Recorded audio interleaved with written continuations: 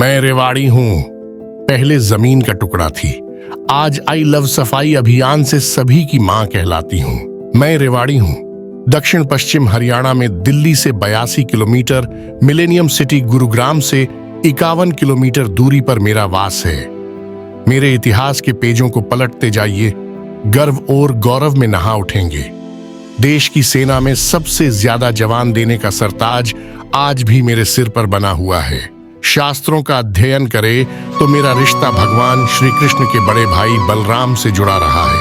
वे बारात लेकर यहाँ के राजा रेवत की बेटी रेवती से विवाह करने आए थे। रेवती से ही मेरा नाम रेवाड़ी हुआ। ऐसा कोई क्षेत्र नहीं रहा जहां मुझे कर्म भूमि जन्मस्थली मानकर मां का दर्जा देने वाली संतानों ने मेरे नाम को स्वाभिमान और गौरव के साथ राष्ट्रीय अंतर्राष्ट्रीय पटल पर नहीं पहुंचाया हो। मुझे यह सब इसलिए बताना पड़ रहा है कि मैं एक बार फिर गौरवशाली इतिहास लिखने जा रही हूं, जिसका नाम है आई लव रेवाड़ी सफाई अभियान। इसकी शुरुआत से पहले मुझे सभी जमीन का टुकड़ा समझते थे। आज मैं मां के स्वरूप में नजर आती जा रही हूं। मुझे अब यह बताते हुए जरा भी तकलीफ नहीं होती कि 5 महीने पहले तक मेरी अपनी ही संतानों ने मेरे इसी शरीर के स्वरूप को बेहद गंदा, मैला और कचरों के ढेर के नीचे दबाया हुआ था। मेरे शरीर के कतरे कतरे पर अपना जीवन यापन करने वाले ही अपनी नादानी, नासमझी और लापरवाही से मेरे अस्तित्व को लगातार चोटिल करते आ रहे थे। कोई अधिकारी कर्मचारी के रूप में तो कोई ठेकेदार, व्यापारी, आमजन बनकर ऐसा करता आ रहा था। इसी वजह से पूरे देश में मेरी गिनती सबसे ज्यादा गंदा रहने वाले शहरों में हो रही थी। अपने दर्द को चाहकर भी मैं किसी बयां नहीं कर सकती थी, क्योंकि यह तिरस्कार और अपमान मुझे मेरी ही संतानों से ही मिला था। मैं पूरी तरह से टूट चुकी थी और धीरे धीरे नरकीय जीवन जीने की आदत भी पड़ चुकी थी।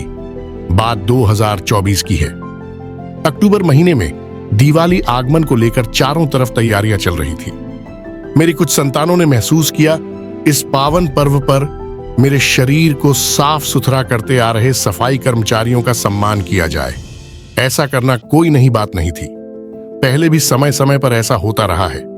सम्मान कार्यक्रम में जब यह ऐलान हुआ कि सप्ताह के प्रत्येक शनिवार मेरे शरीर के किसी न किसी हिस्से में बिखरी गंदगी को खत्म करने के लिए सफाई अभियान चलाया जाएगा, ऐसा सुनकर भी कोई हैरानी नहीं हुई। इसे रूटीन की बात समझकर मैं अपने पुराने वजूद में लौट आई। उस समय सर्दी शुरू होने रही थी। कड़ाके की ठंड, चारों तरफ फैले कोहरे को चीरते हुए सफाई योद्धाओं की टीम सुबह 7 बजे मेरे शरीर पर फैली गंदगी को हटाने लगी तो लगा कि ये तो सचमुच मुझे मां की तरह चाहते हैं। इसलिए उन्होंने इस अभियान का नाम भी आई लव रेवाड़ी रखा है। मेरी आंखों के आंसुओं ने उस समय बहना बंद कर दिया कि जब विधायक के रूप में आए लक्ष्मण यादव ने यहां तक कह दिया, चाहे कुछ भी हो जाए, हम सभी अपने मां के आंचल को साफ सुथरा करके रहेंगे। मेरी आंखें यह भी देख रही थी, मेरी ही छाती पर अपना संपूर्ण जीवन यापन करती आ रही वो औलादें भी है जो दूर से इस अभियान का मजाक उड़ा रही थी। सहयोग करना तो दूर, अपनी गंदी मानसिकताओं से इसे आगे बढ़ने के लिए रोकती रही। इसके बावजूद यह अभियान दिन प्रतिदिन एक ऐसे उत्सव में बदलता चला गया जिससे जुड़कर हर कोई खुद को सौभाग्यशाली समझने लगा था। इस अभियान को चले हुए 26 सप्ताह बीत गए, पता ही नहीं चला। अब तो छोटे छोटे मासूम बच्चे भी मेरी चिंता कर रहे हैं, इसलिए सुबह 4 बजे उठकर वे अपने स्कूल के साथ मेरे आंचल को साफ करने के लिए पहुंच रहे हैं। पहले मैं सोचती थी, काश मुझे भी सबसे सुंदर इंदौर की तरह लायक संतानें मिल जाती तो आज मुझ पर गंदगी का यह दाग नहीं लगता। कई बार मेरी स्थिति महाभारत में उस गांधारी की तरह हो जाती थी जो पांडव पुत्रों की धर्म पारायण सोच को सुनकर गर्व से मुस्कुराती थी और दूसरे ही क्षण अपने सगे कौरव पुत्रों का द्रौपदी का चीरहरण करने जैसा दुस्साहस करने की घटना को सुनकर शर्म के मारे लज्जित हो जाती थी। ठीक इसी तरह जब भारतीय सेना में तैनात मेरे पुत्रों को अपनी देश की एकता, अखंडता की रक्षा के लिए अपने प्राण तक न्यौछावर करने की खबर सुनती हूं तो मेरा गौरव राष्ट्रीय पटल पर पहुंच जाता है।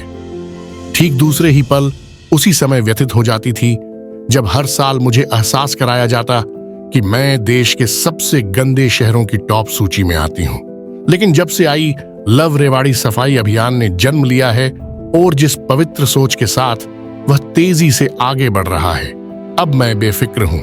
मेरी चिंता करने वाले मुझे मेरे पांडव मिल गए हैं। श्री कृष्ण पहले ही अपने बड़े भाई बलराम की बारात लेकर मेरे यहां आ चुके हैं। इसलिए मुझे गंदा करने वाले कौरव या तो पांडव बन जाओ, नहीं तो मेरे लिखे जा रहे इतिहास को पढ़कर तुम्हारी औलादे शर्म के मारे कभी गर्व के साथ समाज में कुछ भी कहने लायक नहीं रहेगी। अब वह दिन दूर नहीं जब इंदौर की तरह मैं भी अपनी सुंदरता को लेकर गर्व से इतराती हुई नजर आऊंगी। स्क्रिप्ट प्रदीप हरीश नारायण, प्रस्तुति सुभाष चौधरी।